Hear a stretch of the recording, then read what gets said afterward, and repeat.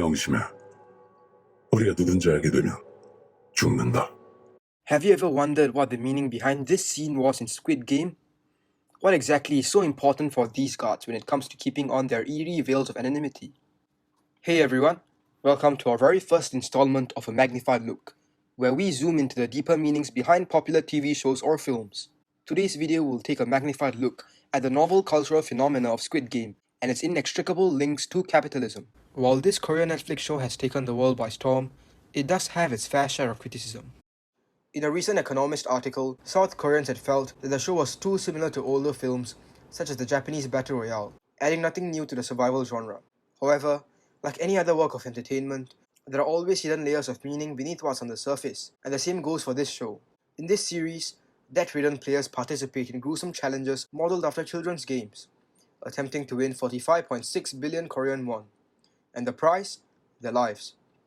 This applies quite literally, as each time a player is eliminated or killed off, the prize pot's value increases by 100 million won. Quantifying life in monetary terms, together with the parallels between pink soldiers and wage laborers in capitalist machines, as well as portraying the VIPs as plutocrats living hedonistic lifestyles through profiting of social inequality, all adds up to the harsh criticisms the show has towards capitalism. So what exactly is capitalism? The very fundamental definition of capitalism is as follows. Capitalism is the investment of money in order to make a profit. People with capital seek to multiply their wealth by investing it into means of production, such as factories and workshops, in order to produce goods for the market. To keep the means of production running, these capitalists hire wage laborers or the proletariats, to use Marx's words. The ultimate goal of the capitalists is to grow richer by profiting off their investments. A way to do so would be to cut costs by suppressing workers' wages or being negligent towards undesirable working conditions, thereby exploiting them. Well, how can they do so? In the capitalist world, money grants power, and with power comes control. This can become exploitative when practiced unfairly, as while the rich get richer, the working class faces an increasing set of problems. Firstly, the feeling of alienation, as workers end up performing monotonous mechanical tasks in factories, serving as cogs in the capitalist machine. The reason behind their alienation comes from another process known as Reification, where workers are stripped of their humanity and are viewed purely as assets, therefore reducing people into things. All this just to fill the coffers of the rich. So now, we have outlined three key drawbacks to the capitalist system: reification, alienation, and the perpetuating greed of the rich. Now let us examine these in the context of Squid Game. Taking a look at this image, we can see a glass container, in the shape of a piggy bank, suspended from the ceiling.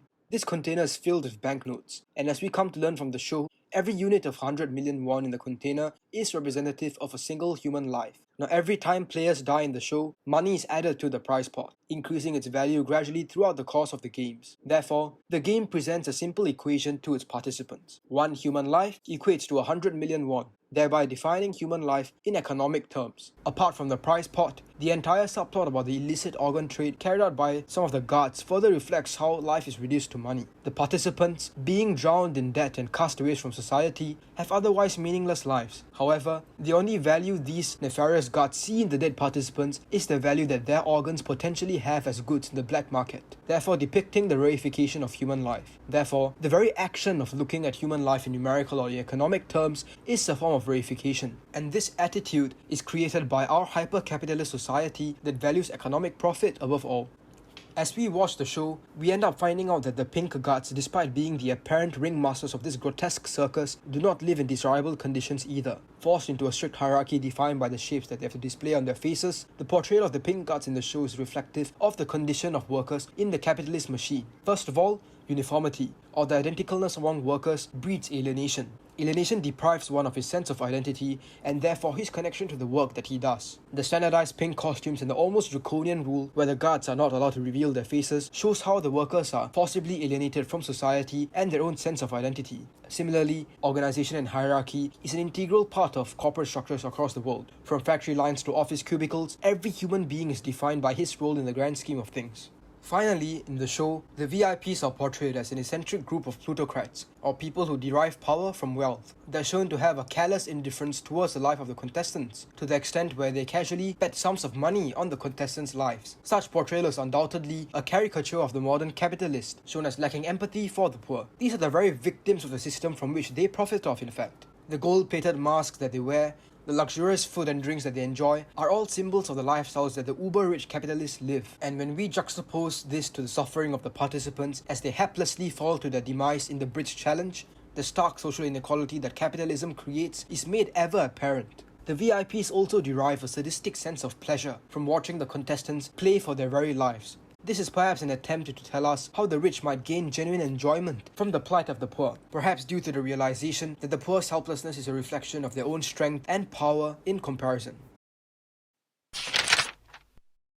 In our lives, the issue of wealth inequality is seen by many as a detrimental impact of capitalism, as the rich get richer while the poor get poorer, solidifying social strata. However, it is imperative to clarify that capitalism is not an entirely unacceptable system without its merits. In the current day and age, it is credited for the economic expansion of several countries, allowing countries to lift many of their people out of poverty. This is done by providing people with jobs and creating products for international export, thereby increasing the gross domestic product of nations. Therefore, it is crucial that we recognize the merits of capitalism despite its flaws, as not every system is perfect. Capitalism is not only a central driving force in our global economy, but also an integral part of our lives as consumers in the market. Every single good we see out there, from Nike shoes to iPhones, are all products of the capitalist system we live in today. Therefore, the ubiquity of capitalism is exactly that which makes it difficult for us to truly examine it. Hence, it is important that we have shows like Squid Game to cast a mirror upon our lives, to drive us to think deeper about the nature of economies in our world.